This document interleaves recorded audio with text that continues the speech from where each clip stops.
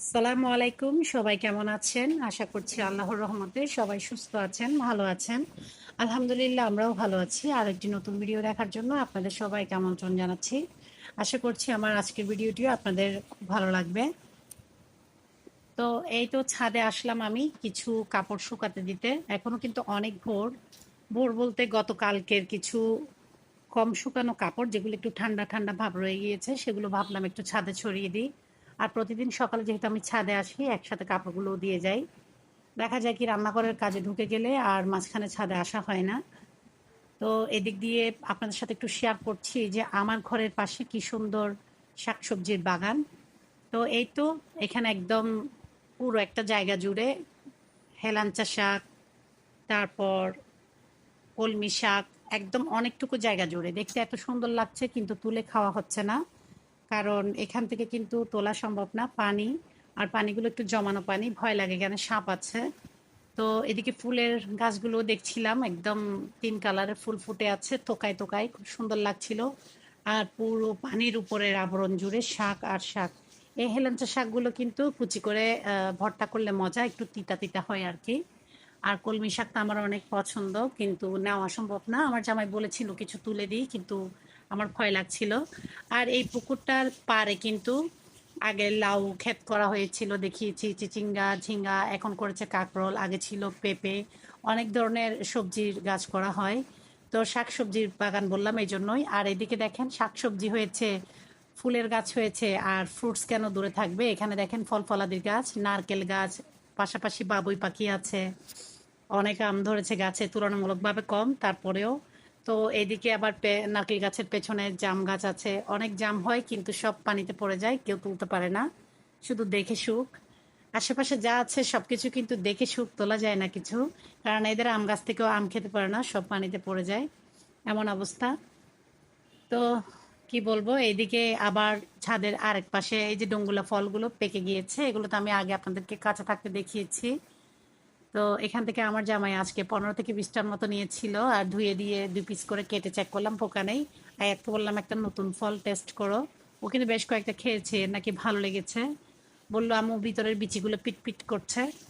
তো আমার জামাই কয়েকটা খেয়েছে, আলিফের মুখে একটা দিয়েছি, আলিফ বলল স্বাদটা খুব বাজে, আমি তো খাইনি। আর আগাম তো খায় না। তো এই তো ইউনিয়ন পরিষদের গাছেও কিন্তু অনেক আম ধরেছে। অনেক বলতে প্রতি বছরের তুলনায় কিছুই না। প্রতি বছর একটা কথা আছে না যে গাছের তো মানে পাতার তুলনায় ফল বেশি, এমনই করে আম ধরতো, এবছর তাও কম। তো চারদিকে ঘোরাঘুরি করে আমি নিচে চলে আসলাম। আকাশটা একটু মেঘলা ভাব, জানি না কখন বৃষ্টি শুরু হয়। তো এদিকে কিছু অল্প সবজি বাজার, এগুলো গুছিয়ে নিচ্ছি। শশাটা ছিল একদম টিয়া পাখির মতো, আয়াত বলছিল একটা লাল ঠোঁট বসিয়ে দিলে টিয়া পাখি হয়ে যাবে। তো এই বেগুনগুলো এতটা খারাপ ছিল কি বলবো, একটা বেগুনও খেতে পারিনি, সব পোকাওয়ালা শক্ত শক্ত বেগুন, সব ফেলে দিয়েছি। কেটে চেক করে করে ফেলে দিয়েছি। মাঝে মাঝে এমন কিছু সবজি পড়ে দেখে একদম মেজাজটা খারাপ হয়ে যায়। তবে মিষ্টি কুমড়াটা খুব ভালো পড়েছিল। তো এই তো বলতে না বলতেই ছাদ থেকে আসার আধা ঘন্টা পরে কিন্তু বৃষ্টি শুরু হয়ে গিয়েছে। আর বৃষ্টি যতটা পড়েছে না তার চাইতে অনেক বেশি ছিল বাতাস। তো বৃষ্টি আর বাতাসের কারণে ঠান্ডা হয়ে গিয়েছে, ভালো লাগছে, কিন্তু আমার রান্নাঘরের জানলা দিয়ে এতটা বাতাস ঢুকছিল, বৃষ্টির ঝাপটা ঢুকছিল যে চুলাটাই অফ হয়ে যাচ্ছিল। শেষের দিকে আমি জানলা বন্ধ করে দিয়েছি। এখনো কিন্তু এতটা ভোর যে আমরা সকালের নাস্তাটাও খাইনি। যেহেতু ফজরের আজানের পর উঠে যাই, তো আমি মোটামুটিভাবে সকালের দিকে সময় পাই, কিছু এক্সট্রা কাজ করতে পারি। বাচ্চারা ঘুম থাকে, মাঝে মাঝে উঠে যায়, ওদের রুটিন অনুযায়ী আর কি। ওরা কখনো রুটিন করে রাখে পড়ার, যে হিসেব করে রাখে সেই হিসেবে অ্যালার্ম দিয়ে ঘুমায়। তো এদিকে আজকে আয়াতের পরীক্ষা ছিল না, তাই আমি একটু ঘোরাফেরা করে কাজ করছিলাম। অর্ধেক মিষ্টি কুমড়া ভাজির জন্য দিয়ে দিয়েছি, পরোটা দিয়ে খাওয়া হবে। আর কতটা পাকা, এটা একদম গাছ পাকনা মিষ্টি কুমড়া, কিন্তু খেতে খুবই টেস্টি হয়েছিল। তো মিষ্টি কুমড়া ভিতরেই কিন্তু গাছ হয়ে যাচ্ছে, বিচি থেকে গাছ বের হয়ে যাচ্ছে, এতটা পাকা। তো ভাবছি বিচিগুলো রোপণ করব, কিছু তো রোপণ করেছি, শাকও খেয়েছি, অনেক বড় হয়েছে মাসাল্লাহ। কিছু লালমরিয়া নিয়েছি, 11টা সাড়ে 11টার দিকে যে একটা নাস্তা খায় ওরা, সেখানে চনা বুট ভাজবো, চনা তো সিদ্ধ দিয়েছি দেখতে পেয়েছেন, লালমুড়ি দিয়ে খাবে, এখানে আদা রসুন বের করে রেখেছি।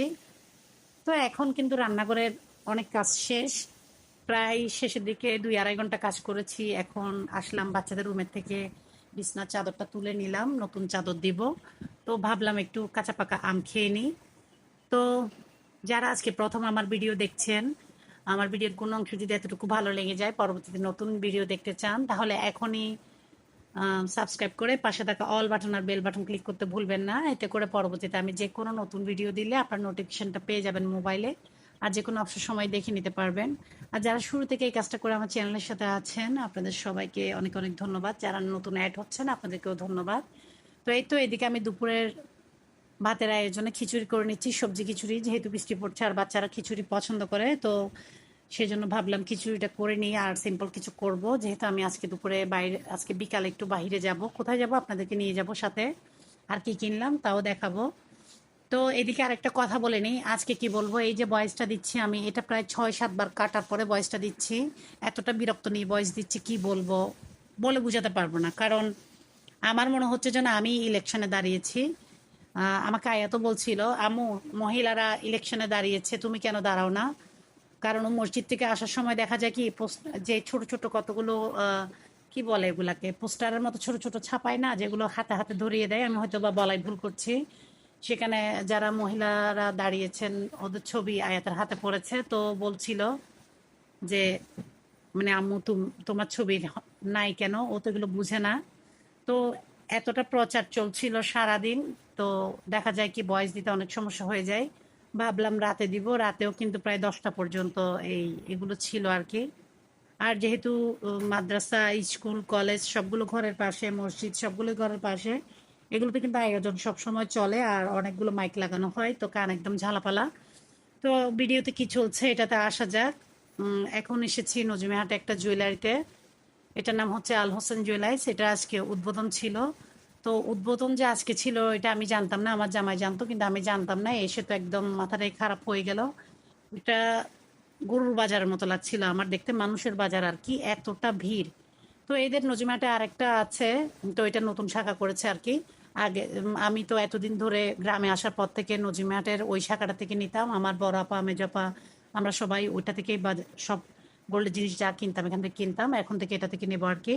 তো যখন শহরে ছিলাম তখন নিউ মার্কেটের থেকে নিতাম, ওদের নিউ মার্কেটেও একটা আছে। আমার বিয়ের সময় ভিআইপি টাওয়ার একটা ছিল, আমার বিয়ের যে 15 ভরি স্বর্ণ সবগুলো কিন্তু ভিআইপি টাওয়ার দোকানটা থেকে নেওয়া হয়েছে। আমার শাশুড়ি, ননদ, নন্না সবাই কিন্তু এদের থেকে জিনিস কেনে আর কি, গোল্ডের জিনিস। যেহেতু আমার শ্বশুরের আগে নিউ মার্কেটের দোকান ছিল, তো ওদেরও নিউ মার্কেটে গোল্ডের দোকান, সেদিক দিয়ে পরিচয়টা আরো গাঢ় হয়ে গিয়েছে এখন। একদম কি বলবো, পরিবারের মানুষের মতো হয়ে গিয়েছে, এতটা আন্তরিক। তো আজকে এসে অবস্থা দেখে আমার তো একদম মাথা ঘুরে গেল। কিছু গোল্ড চেঞ্জ করার কথা ছিল রমজানের আগে, সেগুলো পছন্দ হয়নি, তাই ওরা বললো যে নতুন দোকানে নতুন কালেকশন আসবে, তখন আসবেন। তো সেজন্য এসেছি, আর এসে তো অবস্থা খারাপ। এসি চলছে তারপরও গরমে একদম হজবরল অবস্থা। তো আসার সময় একটা তরমুজ এনেছি, ভয়ে ভয়ে কাটছিলাম লাল পরে কি পরে না, দেখলাম যে না মাশাআল্লাহ লাল পড়েছে, বেশি একটা মিষ্টি ছিল না কিন্তু লাল ছিল, দেখে তো শান্তি। তো যা হোক, এখন আমি এই তরমুজটা কেটে নিচ্ছি। আর গোল্ডের দোকান থেকে 30 মিনিট থাকার পর আমি বললাম, ভাইয়া আমি দুঃখিত, আমার পক্ষে কিছু কেনা সম্ভব না, দেখে শুনে কেনার মতো অবস্থা আসলে ছিল না। যেহেতু ওরা আজকে উদ্বোধনের দিন করেছে কি, যে গোল্ড, পুরন গোল্ড চেঞ্জ করলেও বা নতুন গোল্ড নিলেও দেখা যায় কি ওই যে একটা পারিশ্রমিক, যে কারিগরে বানায় কারিগরের পারিশ্রমিক যেটা বানি বলে, সেটা ওরা নিচ্ছে না, শুধু গোল্ডের দামটা নিচ্ছে। সেজন্য বোধ হয় চেঞ্জের মানুষ বেশি, গোল্ড চেঞ্জ করতে এসেছে, কেউ কিনতে এসেছে।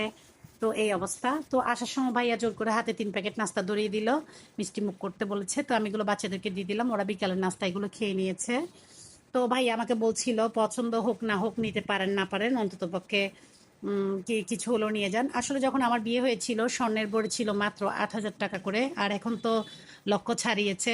তো ভাবলাম গোল্ডের জিনিস নিব, হুটহাট করে পছন্দ করে নিলে তো হবে না, কয়েকটা দেখেই নিই। তো কয়েকটা ঘুরে ফিরে দেখার মতো অবস্থা ছিল না, মোটামুটিভাবে দেখে এটা নিয়েছি, খুব একটা পছন্দ হয়নি, 50% পছন্দ হয়েছে, 100% না। তো ভাইয়া বললো গিয়ে কয়েকদিন ইউজ করে দেখেন, আপনি বাকিগুলো নিতে আসলে তখন ভালো না লাগলে চেঞ্জ করে নেবেন। তো আপনারা কমেন্ট করে জানাবেন কেমন হয়েছে। তো আজকের জন্য এতটুকুই, সবাই ভালো থাকবেন, আল্লাহ হাফেজ।